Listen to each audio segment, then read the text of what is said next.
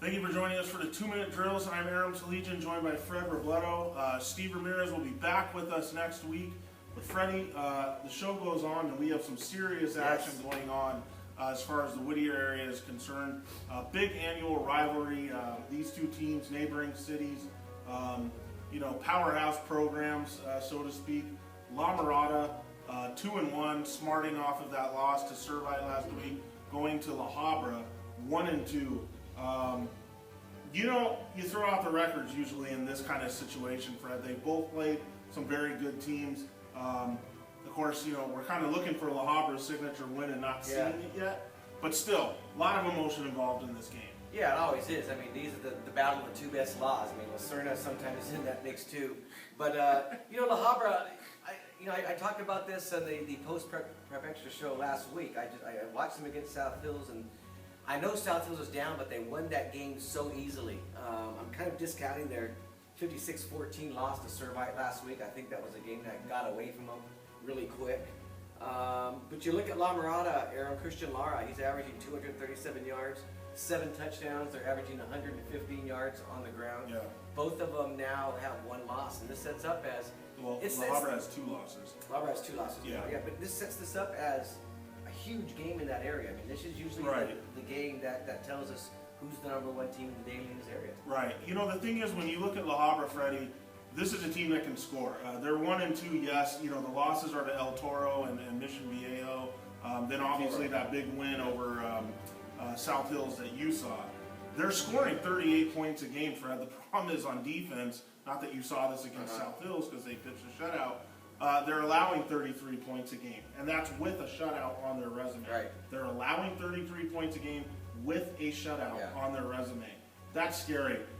They're not very good defensively. Well, they're not very good defensively against those teams. Yeah, that's true. El Toro is a good QB. Mission Viejo, they can always I don't know score. if La Mirada is in that category defensively, like El Toro or like Servite. You mean Mission Viejo? Yeah. Well, I don't either. I mean, that's kind of the thing. I mean, we're talking about crisscrossing divisions here, and it's hard to say. But La Mirada does have the nice wins over Charter Oak, and Tesoro. The Servite game was over somewhat quickly last week. I don't know. I think both teams are going to have their moments in this game, and they're going to get theirs. You're right. It's interesting because you're right. La Habra's only win is against South Hills, who's looked terrible this year, and I know that their 2 losses have been against some real step-up games. And whereas La Mirada's kind of proven themselves a little bit in wins, against Charter Oak and Tesoro. It's a tough game to call. I mean, it really is. But if you let's call it. The test. I'm taking La Habra. You're taking La Habra. Wow. I've seen them and I'm buying that. They look really good in that game, but part of that might be that South Hill is that bad. But I'm taking La Habra. Right. La Habra won last year's game. I'm going to pick La Mirada to turn the tables on them. Are you? Just because I trust them more defensively right now than I trust La Habra. I do know La Habra can score points, and I do think they'll have their moments in this game. But I know La Mirada can move the ball on offense, and I know they can play probably the better defense of the two. So I'm going with La Mirada. Freddie's going with La Habra. And now it's time to shift gears, Freddie. We have a Catholic versus Catholic matchup. Yeah. Outstanding one going down. These 2 teams should probably be in the same league, you would think, too. These teams should, St. Paul. They almost were, I think, according to some proposals.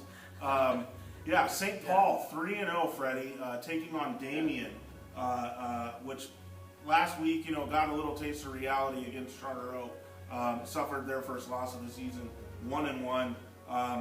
We're gradually starting to find out a little more just how good St. Paul is, just how legit that 3-0 is. I don't know that we are. There's a reason they're not ranked in the Southeast being 3-0. They beat Fireball, Warren. They beat Southeast. Fireball, Warren, and Southeast. Okay, but Southeast. I said Southeast. I thought that was a division for a second. I'm looking at it. I said, did I write that wrong? Yeah, they beat Southeast 29-6. Right. And they won all of their games really easily. But they haven't been tested at all. This is their first test, Aram, and after that it's J. Sarah, LaSalle, Tolegian, St. Francis. So that's why I said gradually. The honeymoon is over for them in terms of. That was set up to be 3-0. You could have put down 3-0 before the season started, and this is our first real test And hey, look, Damien played Charter Oak really tough before Yes. losing last week. Yeah. So I think this is a good game for both teams. Again, right now, Damien coming off the loss, and St. Paul trying to find itself. Right. The thing is, Fred, you look at what St. Paul's done. Yeah, I mean, the opening 2 wins, they leave a lot to be desired as far as the competition. But Southeast, I'm not going to say they're a decent team, but, they're somewhat below decent, in the okay range. Certainly better than the first 2 wins that St. Paul had. So they're going to find out a lot more this week against Damien. The thing I liked about Damien last week, though, is there's lots of upside all over the field for these guys, especially when freshman quarterback Warren Bryan is on the field. Last week he didn't start. This week you have to think he's going to play a lot more because he had some good moments against Charter Oak. If he plays a lot more and they get the quarterback position going, and then they get running back They had Dylan the junior, Dickman what's going. his name, Mike... Boragine, yeah, whatever. He was averaging about 190 yards a game. Yeah.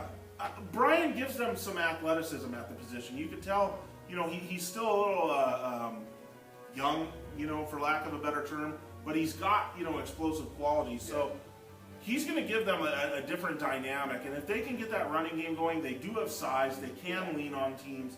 And they have a really nice defense. They're not overly fast on defense, Fred, but they're in the right spots, as you might expect from a Paredes coach team. Yeah. I think Damien's too much for these guys. I think St. Paul gets exposed a little And bit. Dylan Thigpen's the guy who's been running the ball for them. Yeah, very good running back. He's Very, averaging very good. 145 yards a game, Aaron. Right.